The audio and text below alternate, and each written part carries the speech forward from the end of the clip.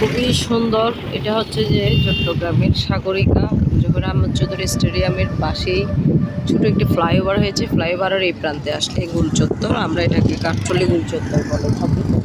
এত সুন্দর এবং মনোরম একটি দৃশ্য, যেখানে আসলে সত্যি ভালো লাগার একটা বিষয় আছে। মন ভালো হয়ে যাবে। আপনারাও চাইলে আসতে পারেন ছুটির দিনে বন্ধুবান্ধবদেরকে নিয়ে আড্ডা দেওয়ার জন্য বা ঘুরতে হোক। আপনারা যদি এখানে আসেন আসলে ভালো লাগবে, ভালো লাগার একটি জায়গা। খুবই সুন্দর লেগেছে আমার কাছে।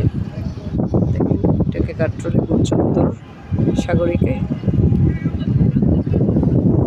আসলে যখন মন খারাপ থাকে তখন প্রকৃতির সান্নিধ্যে গেলে অটোমেটিক্যালি মনটা ভালো হয়ে যায়। এটা হচ্ছে যে বাস্তব প্রমাণ। তাই আমি বারবার প্রকৃতির টানেই ছুটে যাই, প্রকৃতিকে ভালোবেসে।